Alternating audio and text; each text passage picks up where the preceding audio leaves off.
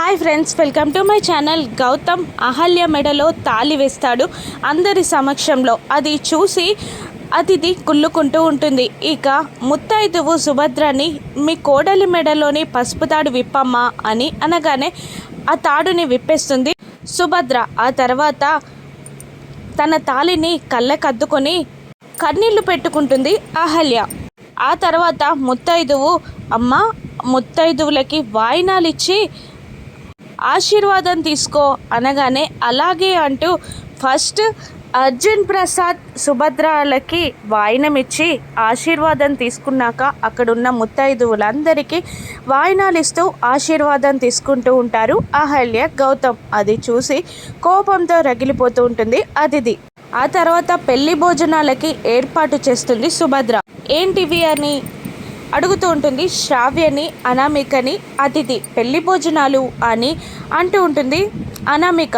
అప్పుడే బుజ్జిగాడు వచ్చి ఒక స్వీట్ తీసుకోబోతుండగా అరే ఇవి నీకు కాదురా అని అంటూ వాణ్ణి ఆపే ప్రయత్నం చేస్తుండగా ఎవరికి పిన్ని అని అంటూ ఉంటాడు శ్రావ్యని బుజ్జిగాడు. అత్తమామలకి రా అని అంటూ ఉంటుంది శ్రావ్య. దాంతో కోపంతో రగిలిపోతూ అనామిక వైపు చూస్తుండగా మనం ఏం చేయలేం, అక్కడ తంతు పూర్తయింది కాబట్టి ఇక్కడ పెళ్లి భోజనాలు పెడుతున్నారు అని అంటూ ఉంటుంది అనామిక.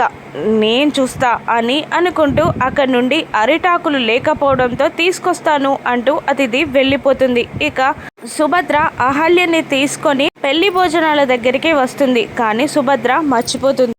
రైట్ సైడ్ అహల్య కూర్చుంటే లెఫ్ట్ సైడ్ గౌతమ్ కూర్చుంటాడు. సుభద్ర వడ్డించబోతుండగా అతిథి నేను వడ్డిస్తాను అత్తయ్య అని అంటూ ఉంటుంది. అతిథిపై అనుమాన పడుతూనే ఉంటుంది సుభద్ర, కానీ కాదని వారించలేకపోతుంది.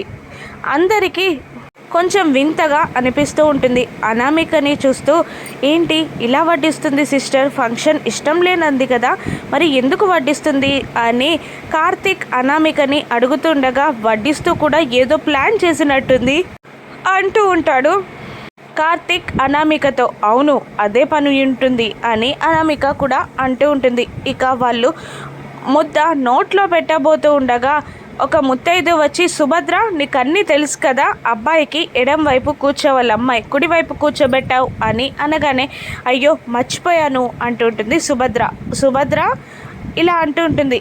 అమ్మ అహల్య వెళ్ళి గౌతమ్కి అటువైపు కూర్చో, మీరిద్దరు ప్లేస్లు మారండి అనగానే అలాగే అంటూ వాళ్ళు లేచి వేరే ప్లేస్లలో కూర్చుంటారు. అది చూసి అతిథి షాక్ అయి అమ్మో మెడిసిన్ కలిపిన భోజనం గౌతమ్కి వెళ్ళిందేంటి, ఏం చేయాలి, ఎలా ఆపాలి అని అంటూ కిందికి వంగి ఈ ఆకులో అన్ని గౌతమ్కి ఇష్టమైనవి వడ్డించాను అని అంటూ ఆకులు మార్చబోతూ ఉండగా ముత్తైదువు ఆపి వద్దమ్మా అలా మార్చకూడదు, ఉండని అలాగే అని అనిస్తుంది. దాంతో టెన్షన్ పడుతూ ఉంటుంది అతిథి. ఇక మళ్ళీ ముద్దలు నోట్లో పెట్టుకోబోతుండగా ఆగండి అని అంటూ ఉంటాడు నందు. ఇలా తినడం కాదు, ఒకరికొకరు తినిపించుకోవాలి అని అంటూ ఉంటాడు నందు. ఇక ఒకరికొకరమా అని గౌతమ్ షాక్ అవుతూ అహల్య వైపు చూడగా అహల్య సైలెంట్గా ఉండిపోతుంది. అవును మీరు ఒకరికొకరు తినిపించుకోవాలి, పెళ్ళైన కొత్త జంట అలాగే తినిపించుకుంటారన్నయ్య అని అంటుంటుంది శ్రావ్య.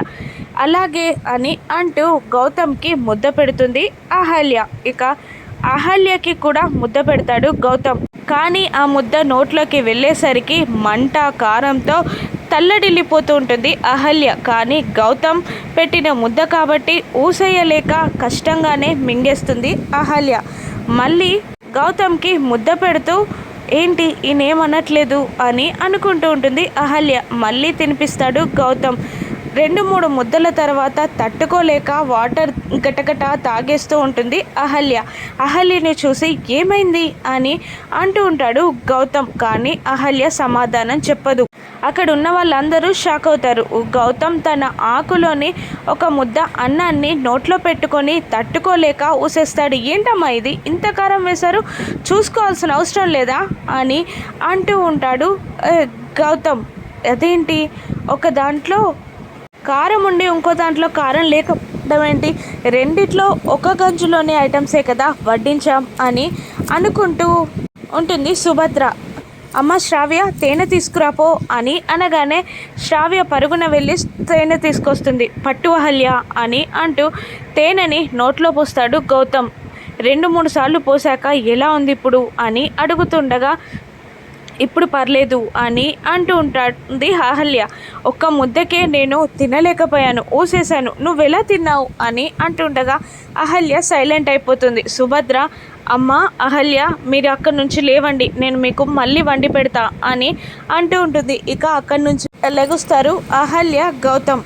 మరోవైపు గార్డెన్లో కూర్చొని జరిగిందంతా తలుచుకొని తన ఫెయిల్యూర్కి కోపంతో రగిలిపోతున్న అతిథి దగ్గరికి అనామిక కార్తిక్ వస్తారు. కాఫీ తీసుకో అంటుండగా వద్దు అంటుంది అతిథి.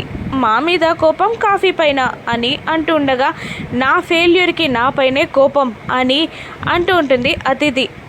ఏదో ఒక రోజు నువ్వు సక్సెస్ అవుతావు, ఇలాగే ప్రయత్నాలు చేస్తూ ఉండు అని అనామిక ప్రోత్సహిస్తే ప్రయత్నం చేస్తూ ఉంటుంది.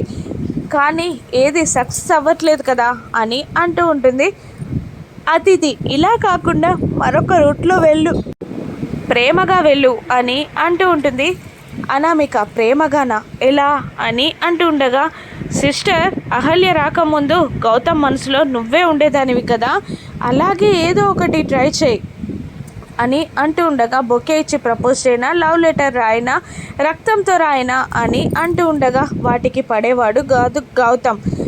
రక్తంతో రాస్తే అది వైలెన్స్ అవుతుంది కానీ రొమాన్స్ అవ్వదు. వేరే రకంగా థింక్ చేయి, నీ ప్రేమని నువ్వే గెలిపించుకో, వేరే వాళ్ళ మాటలు వినకు అని అంటూ ప్రోత్సహించి అక్కడి నుండి వెళ్ళిపోతుంది అనామిక. ఇక కాఫీ తాగుతూ ఆలోచిస్తూ ఉంటుంది అతిథి. మరోవైపు వాళ్ళ అమ్మమ్మని తలుచుకొని అమర్నాథ్ యాత్ర గుర్తు తెచ్చుకొని ఏడుస్తూ ఉంటుంది అహల్య. నువ్వన్నట్టే, నువ్వు కోరుకున్నట్టే నాకు పెళ్ళయిందమ్మమ్మ, కానీ చూడ్డానికి నువ్వే లేవు, నేను నిన్ను మిస్ అవుతున్నానమ్మమ్మ, నన్ను నువ్వు ఇలా చూస్తే చాలా సంతోషపడతావు, నేను నిన్ను చాలా మిస్ అవుతున్నాను అని అహల్య ఏడుస్తూ ఉండగా రూమ్ డోర్ ఓపెన్ చేసుకొని గౌతమ్ లోపలికి వస్తాడు ఏడుస్తూ. నా అహల్యని చూడగానే గౌతమ్ కంగారు పడతాడు. ఇక కన్నీళ్లు తుడుచుకొని మరోవైపుకు తిరుగుతుంది అహల్య. ఎందుకు ఏడుస్తున్నారండి అని అంటూ ఉండగా ఏం లేదండి, నా భవిష్యత్తు అగమ్య గోచరంగా తయారైంది, మీకు భారమయ్యాను, నా వల్ల మీరు అతిథి విడిపోయారు, శ్రావ్యానందుల పెళ్ళి ఆగిపోయి నేను భారమయ్యాను అని అంటూ ఉండగా అది మీ తప్పు కాదండి, అది విధిరాత అని అంటూ ఉండగా లేదు, నా వల్లే ఇన్ని తిప్పలు పడుతున్నారు, ఇంతమంది ప్రాబ్లమ్స్ ఫేస్ చేస్తున్నారు అని అంటూ ఉంటుంది అహల్య. గౌతమ్ అలా కాదు అని అంటూ వివరిస్తూ ఉంటాడు. ఇక అతిథి తన ప్రేమతో గౌతమ్ని గెలుచుకుంటుందా, గౌతమ్ అహల్య బంధం శాశ్వతమవుతుందా, ఏం జరుగుతుందో రాను ఎపిసోడ్స్లో చూద్దాం. Thank you for watching.